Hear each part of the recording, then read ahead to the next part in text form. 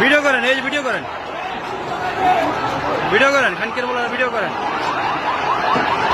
এই খানকির বলার ভিডিও করেন, খানকির বলার ভিডিও করেন, ভিডিও করেন মাদার চোদরে, এই যে ভিডিও করেন, খানকির বলাই কেমন ইয়ে দেন, এই যে ভিডিও করেন।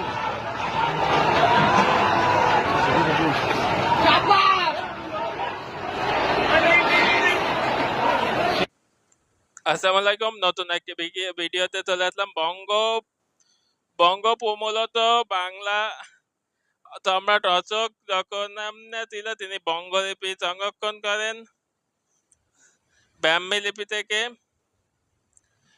এবং সেখান থেকেই বাংলা জনপদের এবং তার আগে থেকে ব্রাহ্মী লিপি ছিল, কিন্তু তার পরবর্তীতে ব্রাহ্মী লিপি থেকে বঙ্গ, এবং এইভাবে আস্তে আস্তে বাংলার একটা জনপদ গড়ে উঠেছিল ক্ষুদ্র ক্ষুদ্র। পরবর্তীতে সুলতানি আমলে বখতিয়ার খলজিপর, শামসুদ্দিন ইলিয়াস শাহ তিনি বঙ্গের ক্ষুদ্র ক্ষুদ্র অঞ্চলকে একত্রিত করে নাম দেন বঙ্গ বা বাংলা।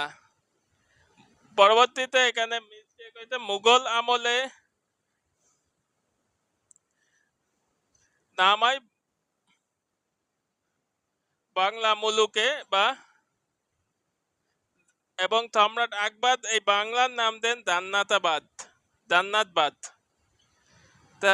কিন্তু বঙ্গ মূলত নাম হইতে মোহাম্মদ শামসুদ্দিন ইলিয়াস শাহ থেকে, এবং বঙ্গ বাংলা ভাষা বা ব্রাহ্মী লিপি থেকেই বাংলা ভাষা, এবং সেটা সম্রাট অশোকের প্রচার করেছিলেন, এবং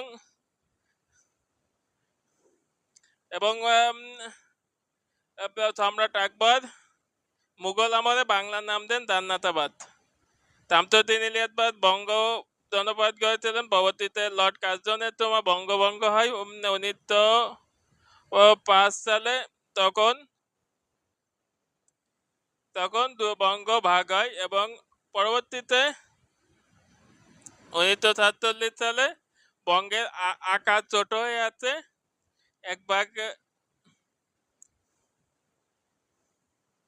এক ভাগ পরবর্তীতে 72 সালে আত্মপ্রকাশ করলো, এক ভাগ বঙ্গা আকারে আত্মপ্রকাশ করি নাই।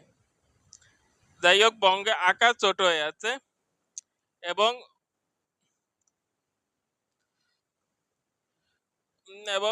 তখন নাম হয় পূর্ব বাংলা, এবং পূর্ব বাংলা পরবর্তীতে 53 সালে হয় পূর্ব পাকিস্তান, এবং 1971 সালে 10 এপ্রিল যখন অস্থায়ী সরকার গঠন হয়, তখন বাংলার নাম হয় পূর্ব পাকিস্তান থেকে বাংলাদেশ, রাজধানী করায় মুজিবনগর।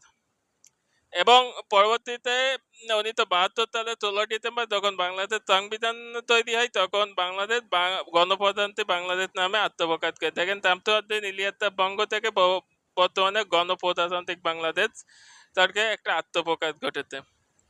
এর বাইরে বিভিন্ন বঙ্গের প্রদেশ বিভিন্ন কারণে স্বাধীন হয়নি বা অরক্ষিত থেকে গেছে। এই ছিল বঙ্গের সংক্ষিপ্ত ইতিহাস। সবাইকে এই পর্যন্ত ধন্যবাদ।